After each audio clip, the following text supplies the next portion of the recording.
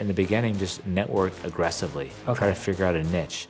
Once you figure out a niche, once you find those successful people, maybe work underneath them. You got to take less percentage. It's not a joint venture 50-50. You might take 10% and they take 90. But you know what? You're learning. The first 6 months is not going to determine your career. It's just the first 6 months of going to university. One of the things that in my head that pops up is like, oh, I need a bunch of money to like get started doing this. How, like, not anyone can just do this. You got to have money to get started. Yeah. You know, it's either time or money.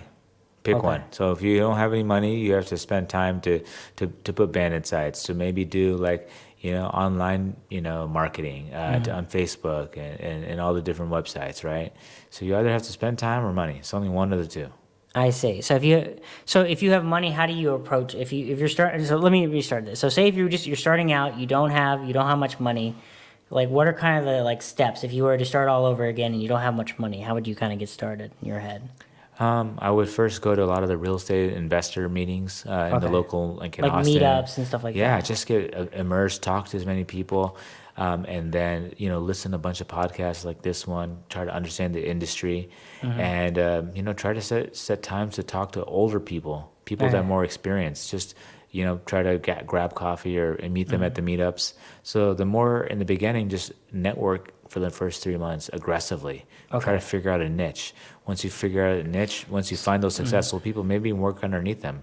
Okay, and then work underneath them, and then maybe like start going out on your own. You don't, because you kind of went out on your own and did it from scratch, but that's not something you'd recommend. If you had to do it over, that's not something you'd recommend.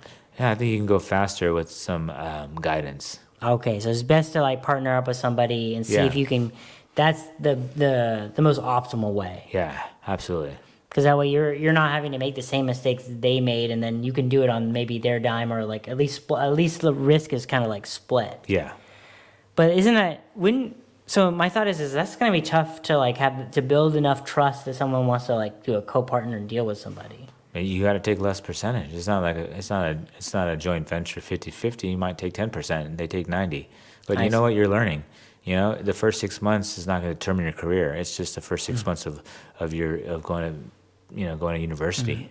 I see. Okay, I see what you're saying. So yeah, you may not get like a 50-50 split, and you may have, but you're probably not taking as much risk, and then you're not having to make the same type of mistakes that if you did it on your own. Absolutely, right? Yeah, I think that's just important in general. Like, if you want to become successful in anything, it's best to like work with people that are a lot more experienced than you, so that way they can keep you from making the dumb mistakes that they made when they were learning. Exactly.